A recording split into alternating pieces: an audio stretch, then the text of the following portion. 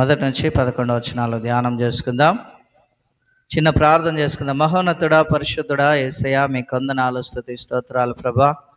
నీ వాక్యం అందిస్తుండగా నాతో మాతో అందరితో మాట్లాడి నీ చిత్తాన్ని జరిగించి నీవే ఘనత పొందమని, మహిమ ఘనత కీర్తి ప్రభావాలు మీకే ఆరోపిస్తూ యేసు పరిశుద్ధ నామంలో ప్రార్థిస్తూ వేడుకుంటున్నాం పరమ తండ్రి, ఆమేన్. హల్లెలూయా. మంచిదండి. మరి దేవుని ఉన్నత నామునకే మహిమ కలుగును గాక. మనము మరి క్రిస్మస్ నెలలో ఉన్నాం. హల్లెలూయా. క్రిస్మస్ నెలలో ఉన్నాం. నిజంగా క్రిస్మస్ అనగానే చాలా సంతోషపడతా ఉంటాం, ఆనందపడతా ఉంటాం కదా. బాగా కదా, బంధువులను స్నేహితులను పిలిపించుకొని సంతోషపడాలని కదా, వారికి మంచి మంచి వంటలు చేసి పెట్టాలని రకరకాలుగా, అంటే క్రిస్మస్ సంతోషంలో మనం మునిగిపోతూ ఉంటాం. ఈసారి మంచి బట్టలు తెచ్చుకోవాలి, అందరం తెచ్చుకోవాలి కదా, ఇలాగూ సంతోషపడతా ఉంటాం. ఇలాగూ కదా, ఇండ్లు శుభ్రం చేసుకోవాలి. జ్ఞాపకం చేస్తున్నాం ప్రియదేవుని బిడ్డలారా, నిజంగా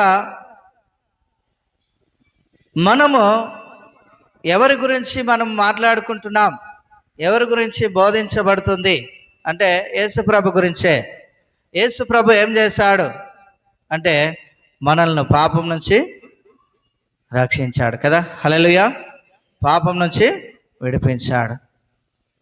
నిజంగా వాక్య భాగంలో మరి మనం జ్ఞాపకం చేసుకుంటే కనుక 10వ వచనంలో ఒక మాట మనకు కనబడుతుంది. ఏలైనగా ఆయన చనిపోవుట చూడగా పాపం విషయమై ఒక్కమారే చనిపోయాను, కానీ ఆయన జీవించుట చూడగా దేవుని విషయమై జీవించుచున్నాడు. ఈ వాక్య భాగంలో మరి మనము జ్ఞాపకం చేసుకుంటే గనక యేసుక్రీస్తు వారు మనకు మరి అవకాశమును లేకపోతే కృపను చూపుతా ఉన్నాడు. ఆయన ఎన్నిసార్లు చనిపోయాడు మన పాపముల నిమిత్తం అంటే కేవలం ఒక్కసారే. హల్లెలూయా. ఎన్నిసార్లు? హల్లెలూయా. ఎన్నిసార్లు చనిపోయాడు? ఒక్కసారి చనిపోయాడు. మనము యేసుక్రీస్తును అంగీకరించినప్పుడు ఎన్నిసార్లు బాప్తీసం తీసుకుంటాం? ఎన్నిసార్లు? ఒక్కసారే. హల్లెలూయా. ఎన్నిసార్లు? ఒక్కసారే కదా. చనిపోయేది ఎన్నిసార్లు? ఒక్కసారే. జీవించేది ఎన్నిసార్లు? ప్రభు దగ్గరికి వెళ్తే యుగ యుగాల్లో జీవిస్తాం. ఒకవేళ ప్రభును కాదని లోకానుసారంగా పాపం వైపు చూస్తూ పాప జీవితంలో జీవిస్తే కనుక నరకంలో కూడా యుగ యుగాలు కాలాల్సిందే. అక్కడ కూడా చనిపోయేది ఏముండదు. అక్కడ యుగ యుగాలు జీవించాలి, ఇక్కడ కూడా యుగ యుగాలు జీవించాలి. ప్రభుతో జీవిస్తేనేమో సంతోషంగా ఉంటాము, ప్రభును కాదని పాపం చేస్తూ జీవిస్తేనేమో నరకంలో యుగ యుగాలు యాతన పడాలి, యుగ యుగాలు యాతన పడాలి. అయితే ప్రియ దేవుని సంగమా, దేవుని బిడ్డలారా, దేవుడు నిజంగా వాక్యం ఏమంటుందంటే ముందు భాగంలో 21వ వచనంలో 5వ అధ్యాయం 21వ వచనంలో చివరి భాగాన్ని చదవండి ఒకసారి.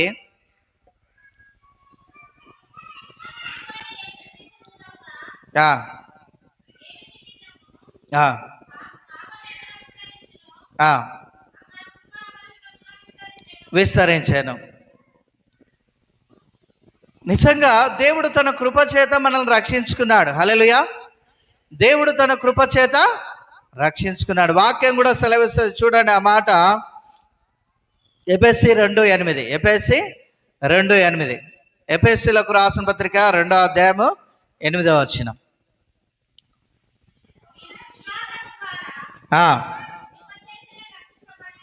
కృపచేతనే రక్షింపబడి ఉన్నారు, ఇది మీ వలన కలిగినది కాదు, దేవుని వరమే. చూడండి, నీవు నేను రక్షింపబడి ఉన్నామంటే ఆయన కృప. హల్లెలూయా. పాపం నుంచి విడిపించబడ్డామంటే కదా పాపం నుంచి విడిపించబడ్డామంటే, రక్షణ పొందుకున్నామంటే ఇది దేవుని యొక్క కృప, అది దేవుని వరం అని కూడా దేవుని యొక్క వాక్యం సెలవిస్తుంది.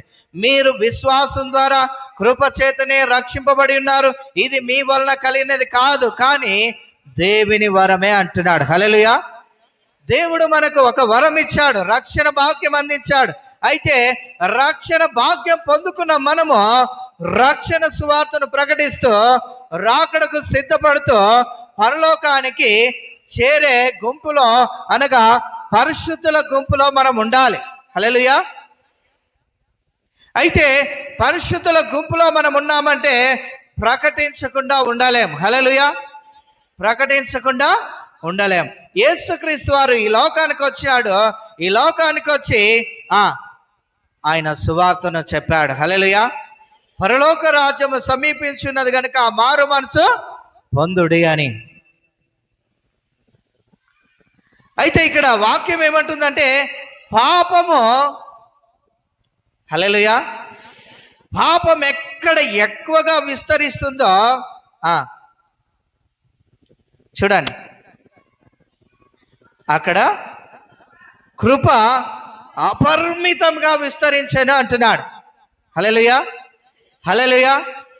నిజంగా కృప ఏంటి అంటే రక్షణ అందించడానికి, పాపం నుంచి విడిపించడానికి, దేవుడు వరం అందించడానికి కదా, రక్షణ భాగ్యం అందించి రాకడకు సిద్ధపరచడానికి. పాపం ఎక్కడ విస్తరిస్తుంది అక్కడ కృప విస్తరిస్తుంది. ఎందుకు కృప విస్తరిస్తుంది అంటే పాపంలో ఉన్న నిన్ను రక్షించడానికి, రాకడకు సిద్ధపరచడానికి, పరలోకం చేర్చడానికి. నిజంగా దేవుడు ఇది దేవుని వరమే అనే వాక్యం హెచ్చరిక చేస్తూ ఉంది. హల్లెలూయా. దేవుని వరమే. చూడండి ఇక్కడ వాక్య భాగంలో 6వ అధ్యాయం 1వ వచనంలో చూడండి, అలాగైనా ఏమందుమో కృప విస్తరింపవలనని పాపమందు నిలిచి ఉందుమా. కృప విస్తరించాలని ఇంకా పాపంలోనే ఉందమా? ఆల్రెడీ కృప విస్తరించింది. జ్ఞాపకం చేసుకుందాం ప్రియదేవుని బిడ్డలారా, నిజంగా ఎన్నిసార్లు దేవుడు పాపం విషయంలో చనిపోయాడంటే ఒక్కసారే చనిపోయాడు. మనము కూడా ఒక్కసారే చనిపోయినాం.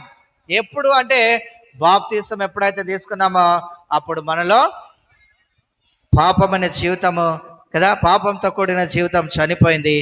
మనము క్రీస్తు 3వ రోజు మృత్యుంజయుడు ఎలాగైతే తిరిగి లేచాడో, మనం ఇట్లా కదా మునిగి ఇట్లా ఎలాగ లేస్తామో, ఆ లేచేది ఏంటంటే క్రీస్తులో నూతన జీవితం. హల్లెలూయా. క్రీస్తులో నూతన జీవితం. అప్పుడు మన నోటితో మనం ఒప్పుకుంటున్నాం ఏంటి అంటే, నేను ఇక నుంచి పాపము చేయను, ఇక నుంచి నేను పరిశుద్ధంగా బ్రతుకుతాను, ప్రభు కొరకే జీవిస్తాను, ప్రభు కొరకే బ్రతుకుతాను, ప్రభు రాకడ వరకు కూడా, నేను మరణించేంత వరకు కూడా నమ్మకంగా జీవిస్తాను అని మనం ఒప్పుకొని ఉన్నాం కదా.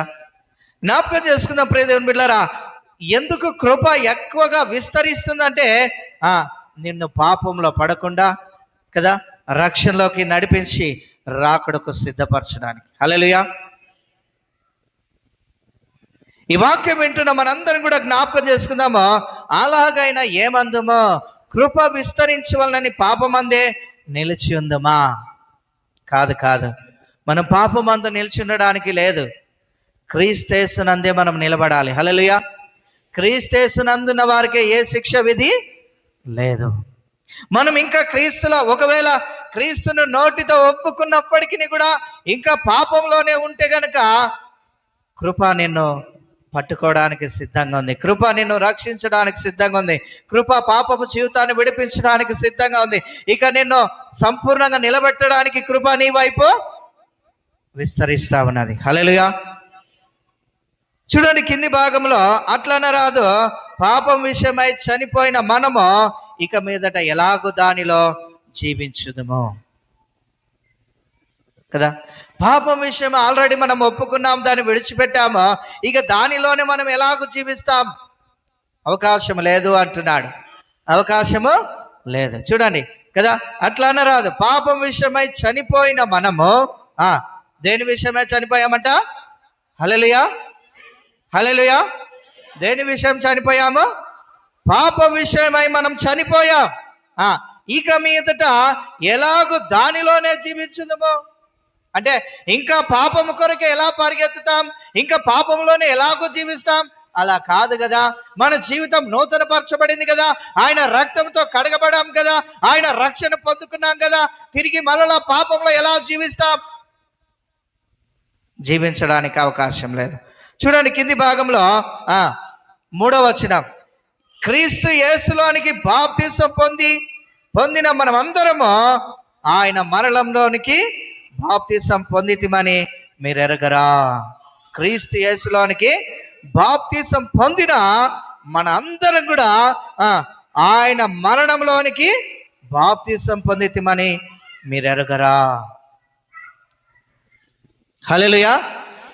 యేసుక్రీస్తు ఎందుకు మరణించాడు అంటే హల్లెలూయా, నిన్ను నన్ను రక్షించడానికి, నీకు నాకు రక్షణ అందించడానికి, నిన్ను నన్ను నీతిమంతులుగా మార్చడానికి, నిన్ను నన్ను పరిశుద్ధులుగా కదా పరిశుద్ధుల సంఖ్యలో చేర్చడానికి, నీకు నాకు కదా రక్షణ భాగ్యం అందించడానికి. కాబట్టి ఈ మాటలు వింటున్న మనము ఆయన చనిపోయి తిరిగి ఎలాగైతే లేచాడో మనము కూడా బాప్తిసం పొందినప్పుడే మరణించాము, తర్వాత తిరిగి లేచినప్పుడు కదా క్రీస్తు బిడ్డలముగా అయ్యాము. కాబట్టి కింది భాగం చూడండి, ఇంకా తర్వాతి భాగం. కాబట్టి తండ్రి మహిమ వలన క్రీస్తు మృతులలో నుండి ఎలాగూ లేపబడినో అలాగే మనమును చూడండి నూతన జీవం పొందిన వారమై నడుచుకున్నట్లు మనము బాప్తిసం వలన మరణంలో పాలు పొందుటకై ఆయనతో కూడా పాతి పెట్టబడితిమి కదా. ఆయనతో కూడా బాప్తిసం ద్వారా పాతి పెట్టబడ్డాము. తర్వాత కదా తిరిగి లేచినప్పుడు కదా యేసుక్రీస్తు వారు లేచినట్టుగా మనం కూడా నూతన జీవితాన్ని పొందుకున్నాం. చూడండి కింది భాగంలో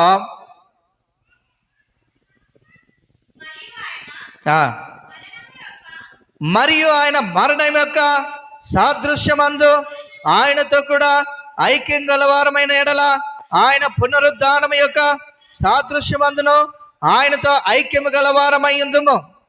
ఇక పాపమునకు మన మీద ప్రభుత్వం లేదు కాబట్టి మనము క్రీస్తు బిడ్డలమై ఉన్నాము గనుక క్రీస్తులో పవిత్రంగాను పరిశుద్ధంగాను క్రీస్తు సువార్తను ప్రకటించే వారముగాను లోకంలో నీతిమంతులుగా పరిశుద్ధులుగా మంచి మనసాక్షి గలవారమై మనము ముందుకు కొనసాగాలి. హల్లెలూయా.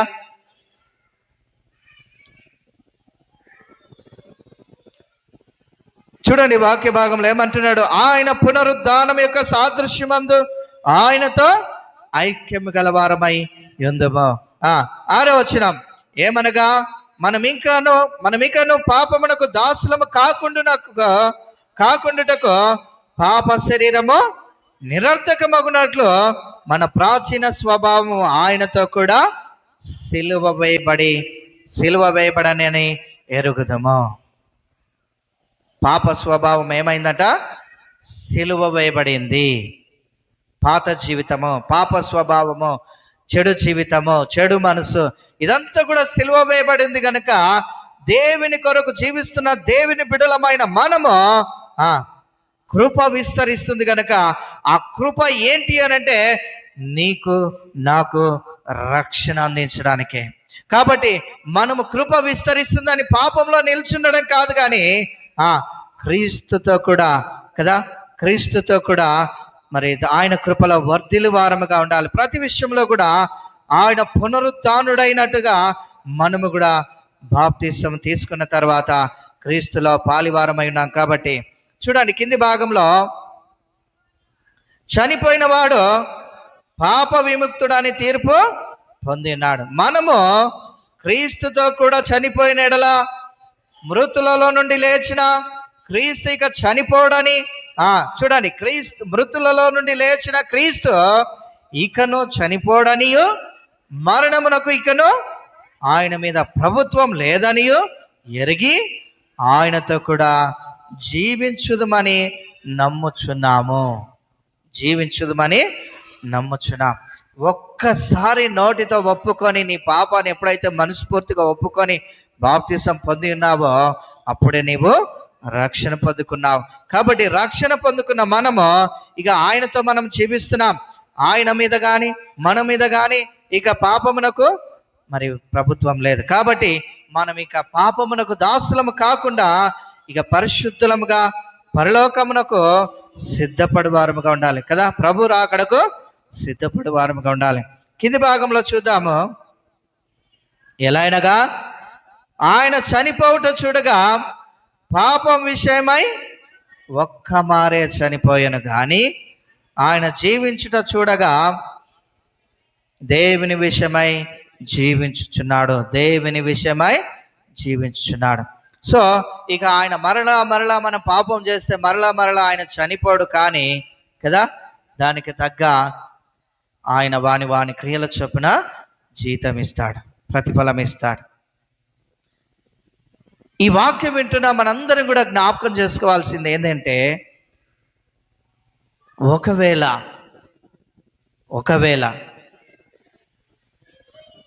క్రిస్మస్ అంటే ఏంటి అంటే క్రీస్తుని ఆరాధించడం. నిజంగా క్రీస్తును ఆరాధించాలి అని అంటే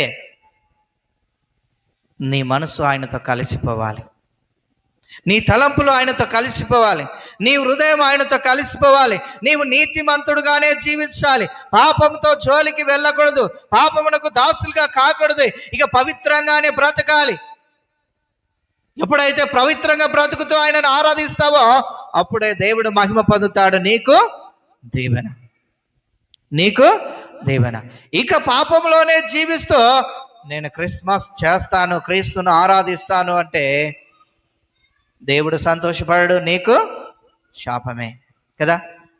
దేవుని మాట వినకపోతే కదా, దేవుని మాటకు లోబడకపోతే, దేవుని మాటను ధిక్కరిస్తే, ఇంకా పాపంలోనే జీవిస్తే, దేవుని యొక్క వాక్యం అంటుంది ఎక్కడ పాపం ఎక్కువ విస్తరిస్తుందో అక్కడ కృప రక్షణలోకి నడిపించడానికి, దేవుని కృప నిన్ను పట్టుకోవడానికి, నీతి మార్గంలో నడిపించడానికి, పాపం నుంచి విడిపించడానికి కృప కూడా అపరిమితంగా విస్తరిస్తుందంట. పాపం ఎంత ఎక్కువగా విస్తరిస్తుందో దానికంటే మించి దేవుని యొక్క కృప విస్తరిస్తుంది, దానికి మించి దేవుని యొక్క వెలుగు ప్రకాశిస్తుంది, దేవుని యొక్క మహిమ ప్రకాశిస్తుంది, దేవుని యొక్క తేజ మహిమ నిన్ను కమ్ముకుంటుంది. హల్లెలూయా. నిన్ను పాపం నుండి అగ్నిలో నుండి లాగినట్టు దేవుడు నిన్ను లాగి రక్షణలోకి కదా, ఒక శక్తివంతమైన కదా దేవుని యొక్క అభిషేకంతో నిలబెట్టడానికి దేవుడు రెడీగా ఉన్నాడు.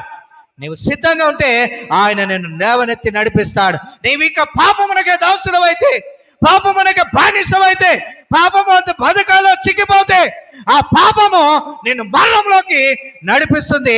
దానివల్ల వచ్చే జీతము నిత్యాగ్నిగుండం. నిత్యాగ్నిగుండం. జ్ఞాపకం చేసుకోండి. ఈరోజు నీవు చూడండి, సేవకుని కళ్ళు కప్పచ్చు, సేవకురాలి కళ్ళు కప్పచ్చు. చూడండి, ఆశమాశగా జీవిస్తున్నారు, జాతరలకు వద్దంటే పోతున్నారు,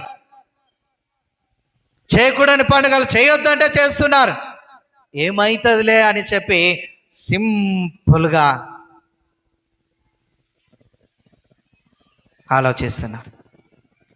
కానీ దేవుడు నువ్వు ఆలోచించినట్టు ఆయన ఆలోచించడు, నీవు ఆలోచించినట్టు ఆయన ఆలోచించడు. హల్లెలూయా. నీవు ఆలోచించినట్టు ఆయన ఆలోచించడు.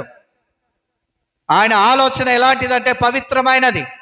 నీ ఆలోచన ఎలాంటిదంటే, ఇప్పుడు ఎవరు చూస్తలేరు కదా, కొంచెం పాపం చేద్దాం, మళ్ళీ పరిశుద్ధంగా బ్రతుకుదాం, మళ్ళీ తప్పును ఒప్పుకుందాం, మళ్ళీ పాపం చేద్దాం, మళ్ళీ తప్పును ఒప్పుకుందాం, మళ్ళీ పాపం చేద్దాం, మళ్ళీ తప్పును ఒప్పుకుందాం, ఇంకా ఇలాగే రాత్రి అంట చాలా మంది అంట ఏం చేస్తున్నారంట తెలుసా? రాత్రిపూట నిద్ర రావట్లేదని, కాళ్ళ నొప్పులని, నడుము నొప్పులని ప్రార్థన చేసేది పోయి, దేవుని దగ్గర స్వస్థత పొందుకునేది పోయి, దేవుడు ఆశ్చర్యకరుడు అని తెలుసు, అద్భుతకరుడు అని తెలుసు, గొప్ప కార్యాలు చేస్తాడని తెలుసు, దేవుడు అన్ని విషయాల్లో విడుదల ఇస్తాడని తెలుసు, అయినప్పటికీ కూడా వాళ్ళు నిద్రపోవడానికంట ఏం చేస్తున్నారు? నిద్రపోవడానికి చల్లగా, అంటే దొంగలు వచ్చి దొంగిలికపోయినా కళ్ళు తాగి కదా కల్లో సారను అది బాగా నిద్ర రప్పిస్తాను. ఏం చేస్తావు సార్, పొద్దంతా కష్టపడ్డాం.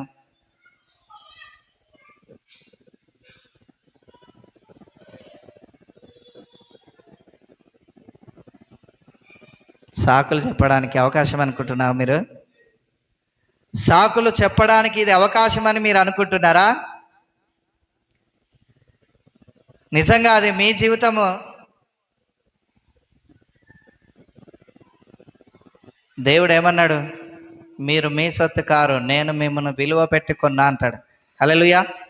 తన స్వరక్తం ఇచ్చుకున్నాడు. ఎలా అంట? స్వరక్తం ఇచ్చుకున్నాడు. దేని వలన నాకు ఏదో బాగవుతుంది, ఏదో జరుగుతుంది, ఏదో అవుతుంది? No no no no. నీవు నీ జీవితాన్ని పాడు చేసుకుంటున్నావని గుర్తించాలి. నీవు నీ జీవితాన్ని నాశనం వైపు నడిపించుకుంటున్నావని గుర్తించాలి. నాశనం వైపు నడిపించుకుంటున్నావని గుర్తించాలి. ఆశమాశగా గడపడానికి కాలము సమయం అయిపోయింది. కాలము సమయం అయిపోయింది. వాక్యమే అంటుంది ఏమనంటే, దినములు చెడ్డవి, సమయము పోనీయద్దు, సద్వినియోగము చేసుకో. ఇంకా అజ్ఞానంగా కళ్ళు తాగుతూ నాకు మంచి నిద్ర వస్తుంది, అజ్ఞానంగా నేను జీవిస్తాను, అయినా పాపమే కదా, పర్వాలేదు, దేవుడు క్షమిస్తాడు. ఎప్పటి వరకు క్షమిస్తాడు? ఎప్పటి వరకు క్షమిస్తాడు దేవుడు? హల్లెలూయా.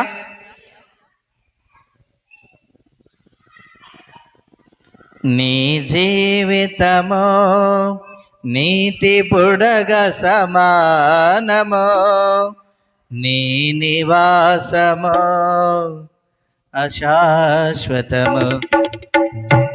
మరి ఎందుకు నీకి ప్రయాసము? ఈనాడే తెలుసుకో ఈ నిజం. నీ జీవితము నీటి బుడగ సమానము.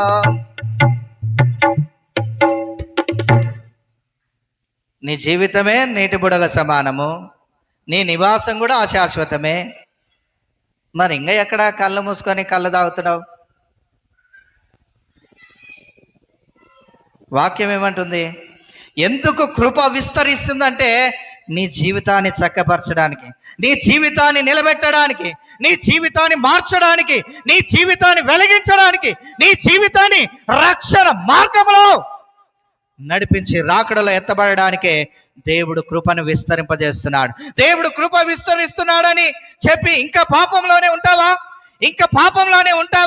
ఇంకా పాపమే నీకు సంతోషం ఇస్తుందా? ఆ పాపంలోనే మత్తుగా నిద్రపోతావా? ఒకవేళ ఆయుష్ ఆగిపోతే నిత్యం యుగాలు నరకంలో మండాలి కదా, కాలాలి కదా. అది నీకు ఓకేనా? అది నీకు ఇష్టమేనా? భయం విడిచి పాపం చేస్తున్నారు, అది గుర్తించాలి. ఏం విడిచి? భయం విడిచి పాపం చేస్తున్నారు. చేయకూడని పనులన్నీ చేసుకుంటూ వచ్చి చర్చిలో, దేవా నాకు అది చేస్తలేవు, ఇది చేస్తలేవు అంటే ఎట్లా చేస్తాడు దేవుడు? నువ్వు పవిత్రంగా ఉంటేనే పని అవుతుంది, లేదంటే కుదరదు. జ్ఞాపకం చేసుకోవాలి ప్రియ దేవుని బిడ్డలారా. ఈ వాక్యం వింటున్న మనందరం కూడా, అందుకే అదే వాక్యము చూడండి, ప్రశ్న, అలాగైనా ఏమందుము కృప విస్తరింపవలనని పాపమందే ఇంకా నిలుచుందుమా? ఒకవేళ ఉగ్రత సడన్గా వస్తే, సడన్గా ఊపిరి ఆగిపోతే, మొన్న ఒక సేవకు వెళ్తుండగానే గుండెపోటు వచ్చి చనిపోయినాడు. తెలుసా మీకు? పాస్టర్ జోసెఫ్ గారు అని చెప్పి చాలా అద్భుతంగా వాడబడేవాడు, అనేక చోట్ల వాడబడేవాడు. కానీ అట్లా వెళ్తూ ఉండగానే ఆయనకు గుండెపోటు వచ్చి మరణించాడు.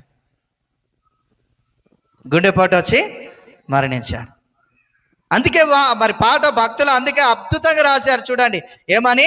నీ జీవితము నీటి బుడగ సమానం, నీ నివాసము కూడా అశాశ్వతం. మరి ఎందుకు ఇంత పోరాటం చేస్తున్నావు పాపం కొరకే? ఎందుకు నీ అలవాట్లు మార్చుకోలేకపోతున్నావు?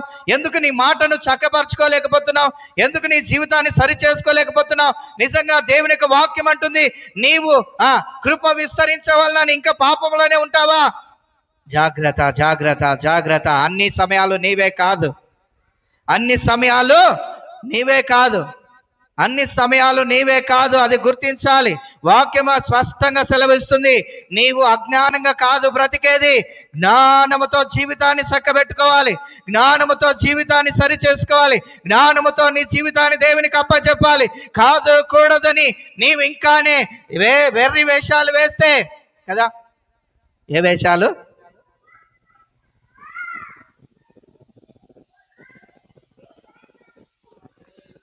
చాలామంది ఏం చేస్తారంటే చెప్పంగా కూడా చెవులు కోసుకుంటారు. చెప్పంగా కూడా ఇక్కడ ఇంత పవర్ఫుల్గా దేవుని యొక్క సందేశం వినిపించబడుతుంది, కానీ ఇంకా వార్తలు వింటూనే ఉన్నాం. ఏంటి అంటే వాళ్ళు చెప్పేవాళ్ళు ఇంకా నాకే చెప్తున్నారు డైరెక్ట్గా. ఏమనంటే, నిద్ర వస్తలేదు సార్ అందుకే తాగుతుండా, నాకు ఈ పని చేత కాదు సార్, ఇంకా వేరే పని చేత కాదు, ఇప్పుడు ఇంకా అదే పని చేస్తా. ఏ పని? ఏ పని? ఏ పని? గట్టిగా చెప్పండి అమ్మా ఒకసారి. ఏం పని? దానికంటే బెటర్ పని ఇంకా చాలా ఉంటాయి. ఒక్కటే పని కాడ అక్కడే ఆగిపోకూడదు, అక్కడే ఆగిపోకూడదు. ఇప్పుడు దొంగతనం చేస్తున్నావు అనుకో, దొంగతనం చేసుకున్నా ఆ పనే వస్తుందని ఇక బతికినంత కాలం ఆ పనే చేస్తావా? అంటే నువ్వు బ్రతికినంత కాలం పోలీసులు ఓకేనే ఉంటారా? పట్టుకోరా? దొరకవా? ఏడ దొరకవా? ఏడ దొరకవా? జ్ఞాపకం చేసుకుందాం. సాకులు చెప్పకండి, మారాలి. ఎందుకు వాక్యం వినిపించబడుతుంది? ఎందుకు అవకాశం ఇవ్వబడుతుంది? ఎందుకు కృప విస్తరిస్తుంది అనంటే నీ జీవితం బాగోవడానికే. హల్లెలూయా. నీ జీవితాన్ని సరి చేసుకోవడానికే దేవుడు మరలా మరలా మరలా నువ్వు పాపం చేస్తుంటే ఆయన మరలా నీ కొరకు ప్రాణం పెట్టి ఆయన మరలా చనిపోయి మరలా నిన్ను నీతిమంతుడిగా మార్చేది ఏమీ లేదు. ఛాన్స్ ఒప్పుకుంటే దేవుడు రక్షణ ఇస్తాడు, అవకాశం ఇచ్చినప్పుడు. అవకాశం జారిందంటే నరకమే, అవకాశం జారిందంటే నరకమే. వాక్యం ఏమంటుంది చూడండి, సామెతలు 15:3 వాక్యం ఏమంటుంది చూడ మాట. సామెతలు 15:3 చూడండి. యెహోవా కన్నులు ప్రతి స్థలం మీద నుండును, యెహోవా కన్నులు ప్రతి స్థలం మీద ఉన్నవి, అవి చెడ్డవారిని మంచివారిని చూచుచుండును. నీవు కూర్చుండుట తెలుసు దేవునికి, నీవు లేచుట తెలుసు, సమస్తం దేవునికి తెలుసు. ఇంకా నువ్వు ఎక్కడ దాచిపెట్టుకుంటావు? పాపం చేసుకుంటా ఎక్కడ దాగి ఉంటావు? ఎక్కడ దాగి ఉన్న చీకటి అయినా కూడా ఆయనకు చీకటి కాదంట. చీకటి మనకు చీకటి కానీ ఆయనకు చీకటి లేదు. ఆయన తేజమయుడు. హల్లెలూయా. ఆయనకు చీకటి లేదు. నీవు ఇంకా పాపంలో నిలిచుండడానికి అవకాశం లేదు అంటున్నాడు దేవుడు. పాపంలో జీవించడానికి, సాకులు చెప్పడానికి, నాకు ఈ పనే వస్తుంది, నేను దీన్ని మానలేను, దీన్ని విడిచిపెట్టలేను, ఇది విడిచిపెడితే నా జీవితం ముందుకు సాగదు, ముందుకు సాగదు. సరే మీ ఇష్టం. అలాగే అనుకుంటే మీ కొరకు వేచింది నరకం. ఓకే, రెండే రెండే దారులు, ఏ దారి కావాలో మానవ, ఒకటి పరలోకం ఒకటి పాతాళం, ఒకటి పరలోకం ఒకటి పాతాళం కదా. ఏదో కావాలో కోరుకో. ఇక చేసే తప్పులని మానుకుంటే, దేవునికి లోబడితే, నోటితో మనస్ఫూర్తిగా పాపాన్ని ఒప్పుకుంటే, ఇప్పటికైనా దేవుడు తన రక్తంతో కడిగి పరిశుద్ధపరిచి తిరిగి నీతి మార్గంలోకి నిన్ను నడిపిస్తాడు. అవకాశం ఇచ్చాడు. జార విడుచుకోవద్దు. జార విడిస్తే మరొక సమయం ఉందో లేదో, మరొక దినం ఉందో లేదో, మరొక గంట ఉందో లేదో, ఆలోచించలోపే ఆయుష్ ఆగిపోవచ్చు. జ్ఞాపకం చేసుకోండి ప్రియమైన బిడ్డలారా. ఈ వాక్యం వింటున్న మనందరం కూడా ప్రతి విషయంలో కూడా కృప విస్తరిస్తుందని మనం గుర్తించాలి. పాపం ఎక్కడ ఎక్కువగా విస్తరిస్తుందో అక్కడే కృప విస్తరిస్తుంది. పాపులను పవిత్రులుగా మార్చడానికి దేవుని యొక్క కృప కదా. మీరు విశ్వాసం ద్వారా కృప చేతనే రక్షింపబడి ఉన్నారు. ఇది మీ వలన కలిగినది కాదు, దేవుని వరమే. కాబట్టి ఈ వాక్యం వింటున్న మనము ఇక ప్రతినిత్యము కూడా భయముతో జీవితాన్ని కాలం గడపాలి. పరిశుద్ధంగా బ్రతకడానికి ప్రయాసపడాలి. ప్రభువా, నేను ఇంకా ఎక్కడ తప్పిపోతున్నానో, మాటలో, చూపులో, ప్రవర్తనలో ఎక్కడ తప్పిపోతున్నానో అక్కడ నన్ను దయచేసి క్షమించండి. ఇక నీ కొరకు బ్రతకడానికి నాకు సహాయం చేయండి అని దేవుని అడగండి. అడిగితే దేవుడు సహాయం చేస్తాడు. కాదు కూడదని అలాగే జీవిస్తే చేసిన పాపానికి ఖచ్చితంగా వెంటనే శిక్ష కూడా రెడీగా ఉంది. ఇది గుర్తించాలి. అనుభవించే వారికి చాలా మందికి తెలుసు. గుర్తించాలి. చాలా మంది అనుభవించి కూడా సాక్ష్యాలు చెప్పిన వారు ఎంతోమంది దేవునికి లోబడక శిక్షలు అనుభవించి తిరిగి మళ్ళీ దేవునిలోకి వచ్చిన వారు ఎంతమంది. వాక్యము స్పష్టంగా సెలవిస్తుంది ఏమనంటే, యెహోవాను విడిచి వేరొకరిని అనుసరించి వారికి శ్రమలు విస్తరించును. నాకు వేరుగా ఉండి మీరేమీ చేయలేరు.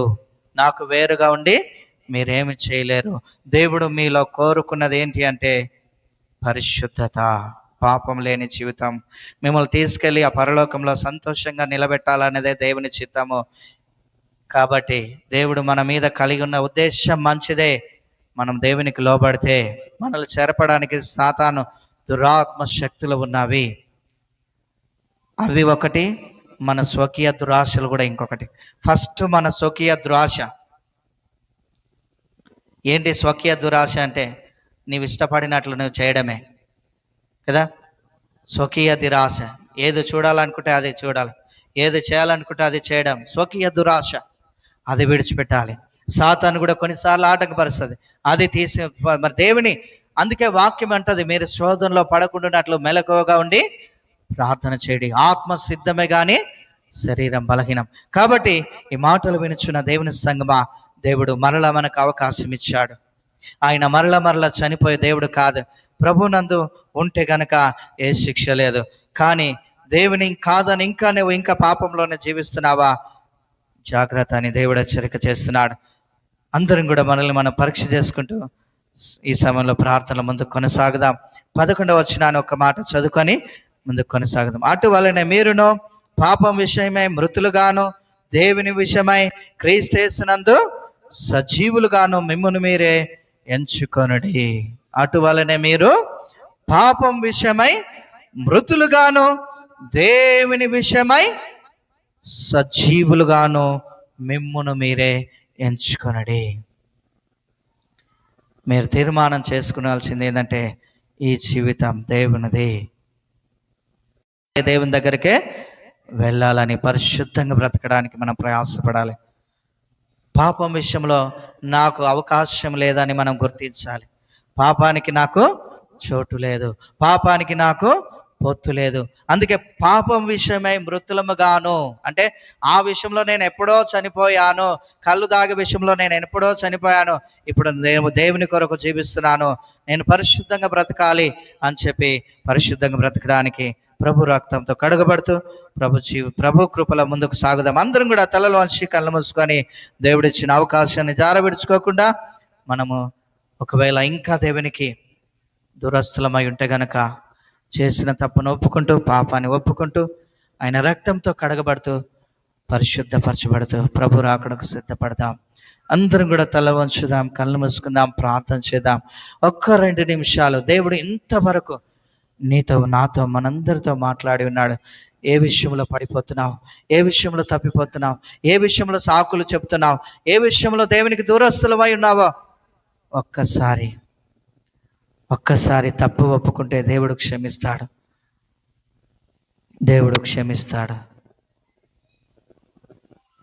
Thank you Lord Jesus. Hallelujah. స్తోత్రం.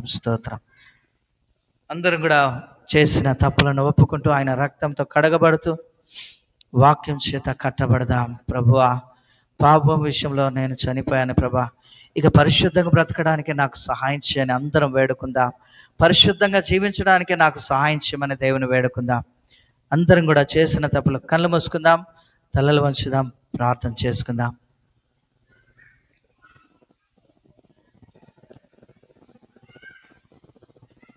స్తోత్రం, స్తోత్రం, స్తోత్రం. పరిశుద్ధుడా, పరిశుద్ధుడా, పరిశుద్ధుడా, నీకు వందనాలు, వందనాలు, వందనాలు అయ్యా. నీకు స్తోత్రాలు చెల్లిస్తున్నాను తండ్రి.